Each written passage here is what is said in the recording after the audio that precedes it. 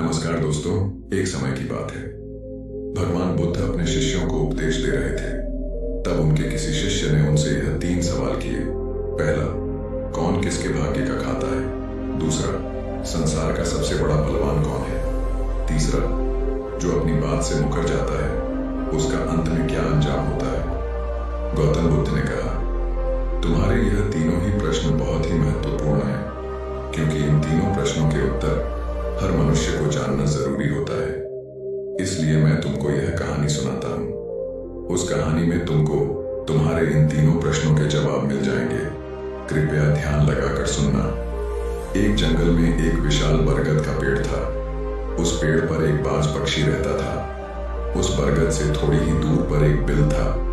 उस बिल में एक सर्प रहता था। फिर एक दिन जैसे ही सर्प बिल से बाहर निकलने लगा तो उस सर्प को वह बाज पक्षी देख रहा था। जब सर्प बिल से बाहर निकला तो उसी समय बाज सर्प पर झपटा, परंतु सर्प अपने बिल से अधिक बाहर नहीं निकला था, इसलिए वह वापस बिल में चला गया। थोड़ी देर बाद सर्प ने अपना मुंह बिल से बाहर निकाला और देखने लगा कि बाज पक्षी यहीं पर है या कहीं चला गया है। फिर वह बाज पक्षी दोबारा उस सर्प पर झपटा, परंतु वह फिर से वापस अपने बिल के अंदर छुप गया। जैसे ही सर्प अपने बिल से बाहर निकलने का प्रयास करता, बाज उस पर हमला करता और उसे उठाकर ले जाने की कोशिश करता। बाज मन में सोच रहा था, जब भी तू बाहर निकलेगा मैं तुझे अपना भोजन बना लूंगा। और सर्प बाज के डर से बिल में छुपा रहता था। जब सर्प को उस बिल में रहते हुए काफी समय हो गया तो वह मन में विचार करने लगा, यदि राजा विक्रम कहीं से आ जाए तो वह दूसरों के कष्टों का हरण करते हैं। राजा विक्रम ही ऐसे हैं जो मुझे इस संकट से बचा सकते हैं। तो राजा विक्रम को याद करता हुआ सर्प उस बिल में छुपा रहता है।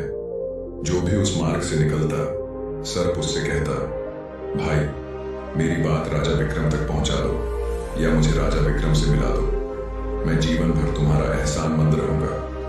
फिर एक दिन राजा विक्रम, जो दूसरों के दुखों को दूर करते थे, जंगल में उसी मार्ग से निकल रहे थे। सर्प को पता चला कि कोई रास्ते से गुजर रहा है तो वह बिल के अंदर से ही कहने लगा, भाई कोई मुझे राजा विक्रम से मिला दो, मैं जीवन भर तुम्हारा एहसानमंद रहूंगा।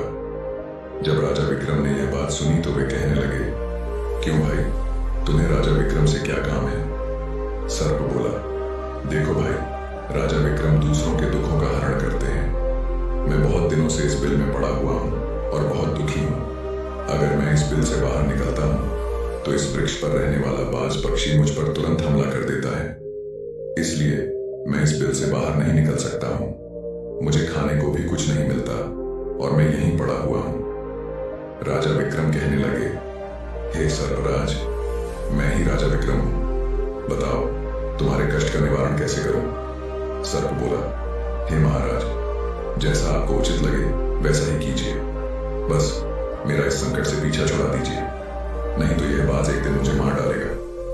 राजा विक्रम ने कहा, हे सर्पराज, क्या तुम चाहते हो कि मैं तुम्हें इस वन में कहीं दूर छोड़ दूं? सर्प बोला, महाराज, जब आप मुझे दूर छोड़ने ले जाएंगे तो यह बाज हमें देख लेगा, यह वहीं जाकर फिर से बैठ जाएगा और मौका मिलते ही मुझे मार डालेगा। राजन, आप मुझे कुछ समय के लिए अपने अंदर बिठा लीजिए, अपने पेट में बैठने के लिए मुझे स्थान दे दीजिए। जब इस बाज को पता नहीं चलेगा कि सर्प कहां गया, तब मैं आपके साथ इस वन से बहुत दूर चला जाऊंगा। आगे जाने के बाद मैं आपके पेट से बाहर आ जाऊंगा। राजा विक्रम कहने लगे, ठीक है सर्पराज, तुम मेरे पेट में प्रवेश कर जाओ। इसके बाद राजा विक्रम ने अपना मुंह खोल दिया और वह सर्प राजा विक्रम के पेट में प्रवेश कर जाता है और वहां बैठ जाता है।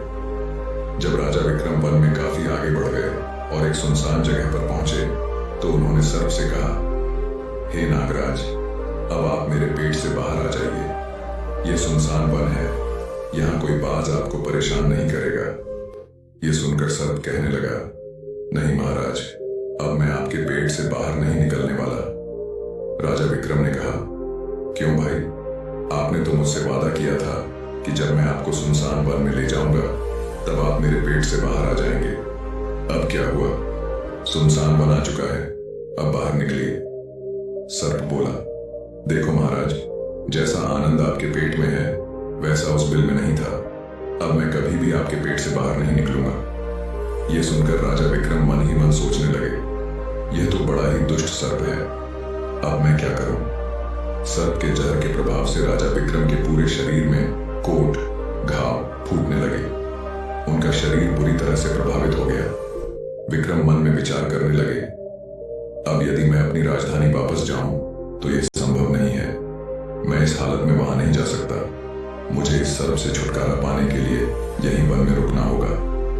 यह सोचकर राजा विक्रम एक पेड़ के नीचे झोपड़ी बनाकर सो गए। उनके शरीर से कोट टपकने लगे और बदबू आने लगी। यह बदबू सर्प के जहर की थी। सर्प उनके पेट में कुंडली मारकर बैठा हुआ था। अब राजा विक्रम की हालत अत्यंत दयनीय हो चुकी थी। वे उस वन में अकेले कोढ़ी घावों से भरे शरीर के साथ पड़े हुए थे। उधर उसी समय एक प्रसिद्ध जनपद था श्रावस्ती। श्रावस्ती नगरी के राजा का नाम ताम्रध्वज था। महाराज ताम्रध्वज बहुत अहंकारी और अभिमानी राजा थे। उनके 3 पुत्रियां थीं। एक दिन राजा ताम्रध्वज ने अपनी तीनों बेटियों से पूछा, बताओ बेटियों, तुम किसके भाग्य का खाती हो। उनमें से 2 बेटियां तो राजा के डर से कहती हैं, पिताजी हम तो आपके भाग्य का ही खाती हैं। लेकिन उनकी बड़ी बेटी जिसका नाम चित्ररेखा था वह कहती है, नहीं पिताजी, मैं किसी के भाग्य का नहीं खाती, मैं केवल अपने ही भाग्य का खाती हूं। यह सुनकर राजा को बहुत क्रोध आया। उन्होंने तुरंत नाई और ब्राह्मण को बुलाया और उनसे कहा, इन दोनों बेटियों का रिश्ता किसी राजा के यहां करा दो। लेकिन इस बड़ी बेटी को, जिसने कहा कि वह अपने ही भाग्य का खाती है, इसका रिश्ता किसी साधारण व्यक्ति से करा दो। इसका रिश्ता किसी कूड़ी कलंकित व्यक्ति से या जिसके हाथ पैर ना हो उसके साथ कर दो। राजा का आदेश मिलते ही नाई और ब्राह्मण तीनों बहनों का रिश्ता करने के लिए निकल पड़े। उन्होंने राजा की दोनों छोटी बेटियों का रिश्ता राजवंशों में कर दिया। परंतु तीसरी बेटी के लिए वर ढूंढते हुए वे उसी वन में पहुंचे जहां राजा विक्रम अपनी झोपड़ी में कोढ़ी घावों से ग्रस्त के रूप में पड़े हुए थे। उनके शरीर से कोढ़ बह रहा था। राजा विक्रम को देखकर नाई और ब्राह्मण आपस में कहने लगे, इससे अच्छा व्यक्ति हमें नहीं मिलेगा, इसीलिए राजा की बेटी का विवाह इसी से करवा देते हैं। इसके बाद नाई और ब्राह्मण ने राजा विक्रम के साथ राजा ताम्रध्वज की बेटी चित्ररेखा का विवाह तय कर दिया। राजा ताम्रध्वज ने भी तुरंत अपनी बेटी को उस वन में ले जाकर राजा विक्रम के साथ उसका विवाह संपन्न करवा दिया। राजा विक्रम, जो महापराक्रमी राजा थे, समय की चपेट में आकर कूड़ी घायल और असहाय जीवन जी रहे थे। लेकिन चित्ररेखा, जो एक पतिव्रता नारी थी, अपने पति राजा विक्रम की सेवा करती रही। उधर उनकी दोनों छोटी बहनें, जो बड़े बड़े राजाओं के घर गई थीं, आराम की जिंदगी जी रही थीं। लेकिन चित्ररेखा राजा विक्रम के साथ एक दुखी जीवन व्यतीत कर रही थी। कहते हैं, जो अपने नियम और सिद्धांतों पर चलता है और धर्म का पालन करता है, ईश्वर उसे हमेशा सुखी रखता है और आनंद प्रदान करता है। जब झोपड़ी में रहते रहते चित्ररेखा को राजा विक्रम के साथ बहुत समय बीत गया तो उनकी झोपड़ी के पास एक पीपल का वृक्ष था। उस वृक्ष के नीचे एक और सर्प का बिल था। एक रात जब राजा विक्रम सो रहे थे और चित्ररेखा उनकी सेवा कर रही थी, तभी उस बिल से एक सर्प बाहर निकला। वह सर्प बाहर आकर राजा विक्रम के पेट में बैठे सर्प से कहने लगा, अरे दुष्ट, अपने वचन से मुकर गया। तूने महाराज विक्रम से कहा था कि मैं दूर वन में जाकर उनके पेट से बाहर निकल जाऊंगा, लेकिन तू ऐसे परोपकारी राजा के पेट में जाकर बैठ गया। तूने अपने जहर से राजा के पूरे शरीर को घायल कर दिया। अरे, तुझे शर्म नहीं आई कि तूने कितना गलत काम किया है। सोच, इतने समय में राजा विक्रम न जाने कितने जीवों का दुख दूर कर सकते थे। फिर वह सर्प कहने लगा, अगर कोई सुन रहा हो तो मैं इस दुष्ट सर्प के मरने का उपाय बताता हूं। यदि कोई गंगा जल लाकर इस राजा को पिला दे तो उसी समय तेरे 100 टुकड़े हो जाएंगे और तू मल के रास्ते से बाहर निकल जाएगा। अब राजा के पेट में बैठा सर्प उस दूसरे सर्प से कहने लगा, तेरे जैसा मैंने कभी नहीं देखा। तू धन के खजाने पर कुंडली मारकर बैठा है। यदि यह धन मानव समुदाय के कल्याण के लिए उपयोग किया जाता तो इससे न जाने कितने लोगों का भला होता। फिर वह सर्प बोला, मैं भी तेरे मरने का उपाय बताता हूं। यदि कोई पीपा तेल गर्म करके तेरे बिल में डाल दे तो उसी समय तू नष्ट हो जाएगा, और यदि इस स्थान की खुदाई की जाए तो यहां से अपार धन संपत्ति निकलेगी। चित्ररेखा इन बातों को बड़े ध्यान से सुन रही थी। उसने मन में सोचा, यह मेरे पति राजा विक्रम है और उनके पेट में सर्प बैठा हुआ है। इसी कारण महाराज के शरीर से कोढ़ बह रहा है। गंगा जल प्राप्त करना। चित्ररेखा ने एक आर्षि के आश्रम पर जाकर उनसे अनुरोध किया, महात्मा, मुझे 1 गिलास गंगा जल की आवश्यकता है। ऋषि ने पूछा, बेटी, तुम कौन हो और गंगा जल का क्या करोगी?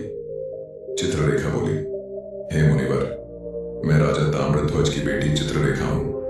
यह गंगा जल मेरे पति की दवा के रूप में चाहिए। ऋषि ने उसे 1 गिलास गंगा जल दे दिया। सर्प का नाश। चित्ररेखा जल्दी से गंगा जल लेकर राजा विक्रम के पास पहुंची और बोली, महाराज, यह दवाई है, यह आपके कोढ़ को ठीक कर देगी, कृपया इसे ग्रहण करें। राजा विक्रम ने गंगा जल पी लिया। जैसे ही उन्होंने गंगा जल का पान किया, उनके पेट में बैठा सर्प तुरंत नष्ट हो गया।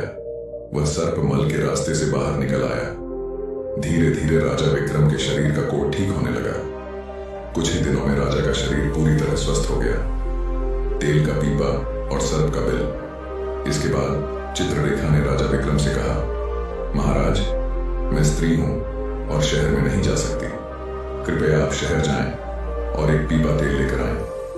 राजा विक्रम बोले, चित्ररेखा, उस तेल का तुम क्या करोगी? चित्ररेखा ने उत्तर दिया, महाराज, आप पहले तेल का पीपा लेकर आइए, फिर मैं आपको बताऊंगी। राजा विक्रम ने उसकी बात मान ली और बाजार से एक पीपा तेल लेकर आए। चित्ररेखा ने आग जलाई और उस तेल को गर्म किया। जब तेल उबलने लगा तो उसने उसे सर्प के बिल में डाल दिया। जैसे ही गर्म तेल बिल में डाला गया, वह सर्प मर गया। खजाने की खोज। चित्ररेखा ने राजा विक्रम से कहा, महाराज, अब इस स्थान को खोदिए। राजा विक्रम ने उस स्थान की खुदाई की तो वहां से अपार धन संपत्ति निकली।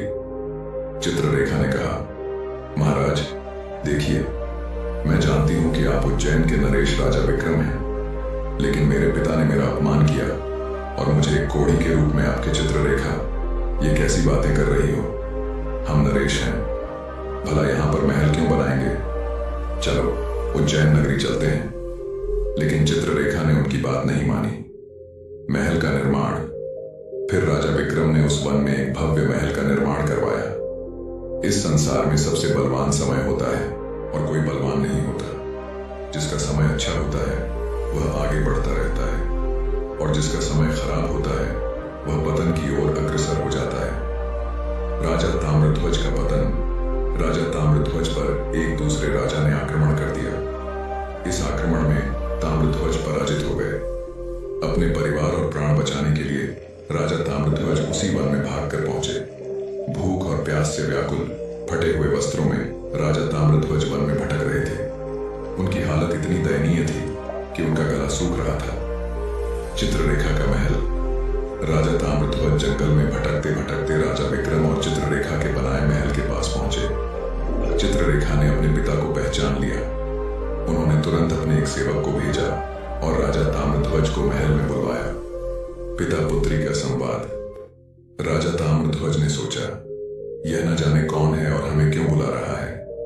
जब राजा ताम्रध्वज महल में पहुंचे तो उन्होंने अपनी बेटी चित्ररेखा को पहचान लिया। चित्ररेखा ने कहा, पिताजी, मैं वही चित्ररेखा हूं। मैं आपको पहले ही कहती थी कि मैं मेरे भाग्य का खाती हूं। देखिए, मैं सच कह रही थी। आपने मुझे एक कोढ़ी के साथ भेजा था, लेकिन मेरे भाग्य में तो एक सम्राट लिखा था। मैं उज्जैन नरेश राजा विक्रम की पत्नी हूं। ताम्रध्वज की क्षमा याचना। राजा ताम्रध्वज अपनी बेटी की बातें सुनकर मन में विचार करने लगे। उन्होंने अपनी बेटी से अपने किए हुए अपराधों के लिए क्षमा मांगी। समय और भाग्य का महत्व। इस संसार में सबसे बड़ा बलवान समय होता है। हर व्यक्ति अपने भाग्य का ही खाता है। किसी को यह सोचना नहीं चाहिए कि कोई अन्य उनके भाग्य का खा रहा है। हर व्यक्ति जो कुछ खाता है वह अपने भाग्य का ही खाता है। हर दाने पर खाने वाले का नाम लिखा होता है। किसी को यह नहीं सोचना चाहिए कि वे किसी को खिला रहे हैं। इस संसार को खिलाने वाला तो केवल एक ही है, और वह है परमेश्वर, भगवान शिव शंकर। जो अपनी बात से मुकर जाता है, उसका अंत वही होता है जो राजा विक्रम के पेट में बैठे हुए उस सर्प का हुआ था। अंततः वह विनाश को प्राप्त होता है। सत्य की जीत और अधर्म का अंत हमेशा सत्य की ही जीत होती है। अधर्मी, अत्याचारी और पापियों का अंत अवश्य होता है। राजा विक्रम और चित्ररेखा का स्वागत। राजा विक्रम और उनकी पत्नी चित्ररेखा ने राजा ताम्रध्वज का भव्य स्वागत किया। राजा विक्रम ने ताम्रध्वज को अपने साथ उज्जैन नगर लाकर सम्मान दिया। ताम्रध्वज का राज्य पुनः प्राप्त राजा विक्रम ने अपनी सेना राजा ताम्रध्वज के साथ भेजी। उन्होंने उस राजा से ताम्रध्वज का राज्य वापस ले लिया जिसने पहले उन्हें पराजित किया था। कर्म और भाग्य का महत्व। जिसकी किस्मत अच्छी होती है और जिसके कर्म अच्छे होते हैं, उसे ईश्वर कहीं न कहीं से सहायता अवश्य प्रदान करता है। पालनहार। ईश्वर हम और तुम तो अपने परिवार का पालन करने में भी संकोच करते हैं, लेकिन इस संसार का पालन करने वाले ईश्वर को देखिए, जो प्रत्येक जीव जंतु का ध्यान रखते हैं।